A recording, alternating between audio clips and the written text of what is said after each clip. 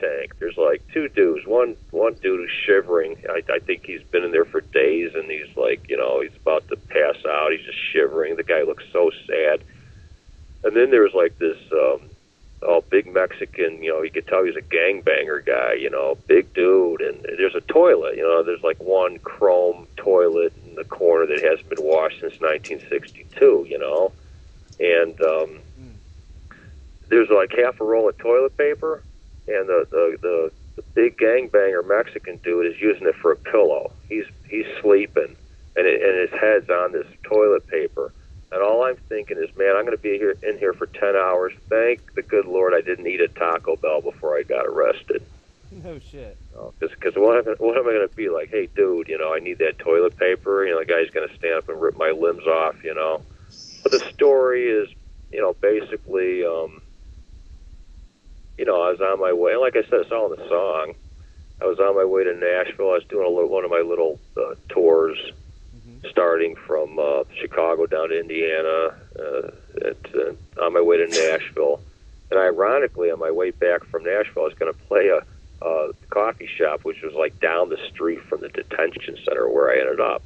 But I just played my show in Valparaiso. I'm minding my own business. I'm going through this town called Elizabethtown, Kentucky. State trooper pulled me over, told me that I failed to merge. To what, I don't know.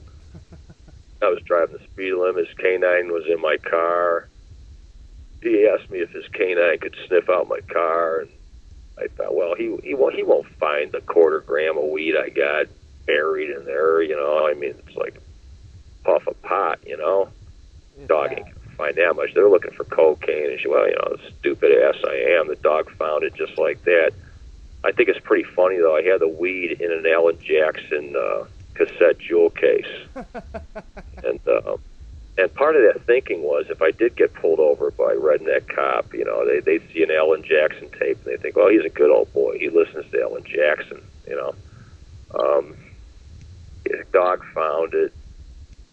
Cuffs went on. I ended up in the Elizabethtown Detention Center for almost a couple days. I missed the Nashville show. And everything they say about prison food is absolutely right. It's horrendous, man. The fuckers, you know, but it's not bad enough that they throw you in the drunk tank, and then they've totally fucked up your life, you know.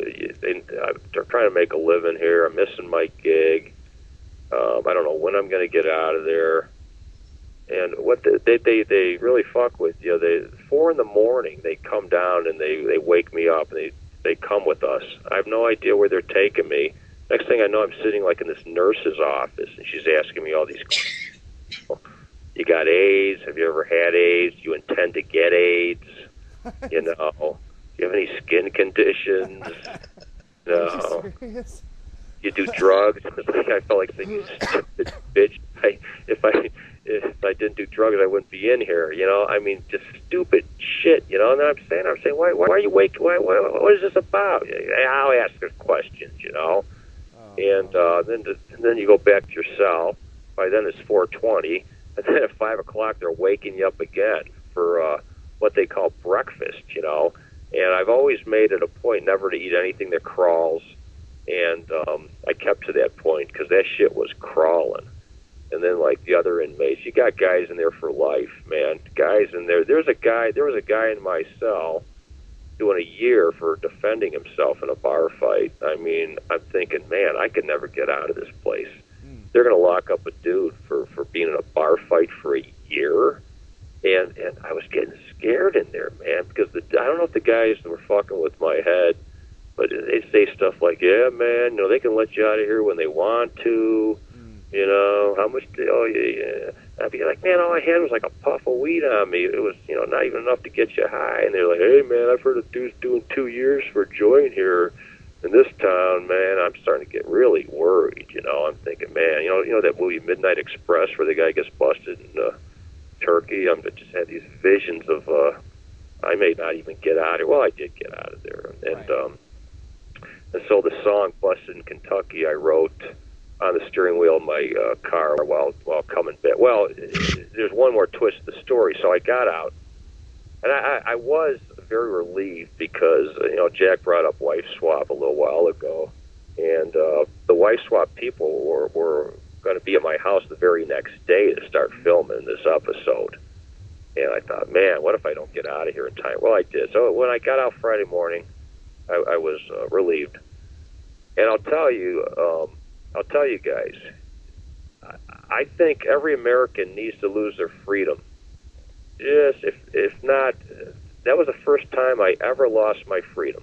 I lost my freedom for a day and a half, and I can never walk in the shoes of the man or woman who does really hard time in the jail. Like, forget about a week, a year, 2 years, 3 years. Man, I couldn't do it, man. I tell you, I sat in a Home Depot parking lot and returned all my calls from all these friends who were like, Pete, we're down here at Borders. I was going to be performing at the Borders bookstore. That was my show in Nashville. We're at Borders. Where are you? All these messages, wondering where I was, and I'm returning these, explaining the story. I'm talking to my wife, and I'm sitting in this Borders parking lot. No, not Borders, but this Home Depot parking lot. And I tell you guys, that Home Depot parking lot, after being incarcerated for almost a couple of days, after having my identity and my freedom just totally taken from me, I may as well have been sitting on a Caribbean beach. It was just, wow. It looked beautiful. I mean, it just felt so good to be free. Everything looked so good. The tree, the grass that we take advantage of, that we see every day. I mean, after seeing nothing but concrete, all it takes is a couple of days surrounded by nothing but concrete and walls, and abysmal surroundings, which is what that detention center was. I can tell you, you just want to go up and just kiss the tree. And I'm a wimpy bastard, man. I'm just in there for fucking 2 days. Gosh, man, to do hard time in jail, I must be a pussy, because I don't know. I consider myself tough, but I was only in there for a couple days.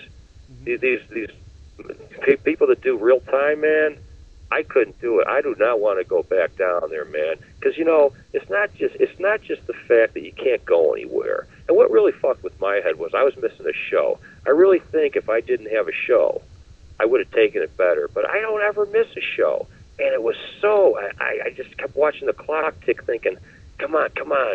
Somebody come through. And even when the bail money comes through, they still fuck with you. I knew the bail money was there. My wife had sent it. Right. But they still keep you for a few hours more. Why? Because they can. They want to make it as miserable as possible for you, And it's not just all that also. The worst part really is when they take all your clothes and make you get in those monkey suits, those orange jumpsuits. They take your watch, your wedding ring, your necklaces. I mean, they'd probably take your tattoos off your skin if they could. Right. That's just, and suddenly you all look the same. It's like China, where they're all wearing those same suits, those same green clothes they wear. It's like they strip you of your identity. Similar, I know that's what they do when you go in the military too. When you think about it, the military is very similar to prison. They shave your head. They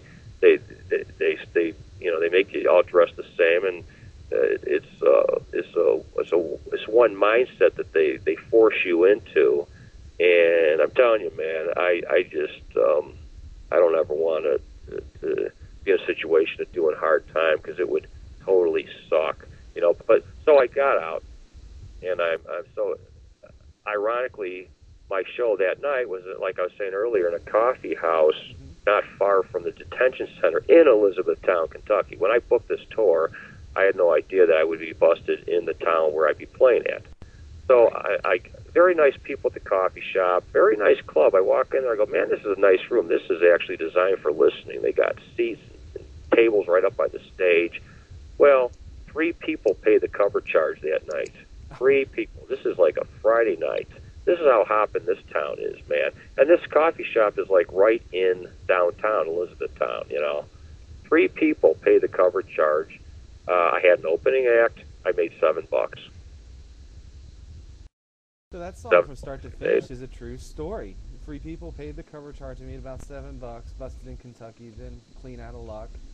Yeah. Wow. Yeah.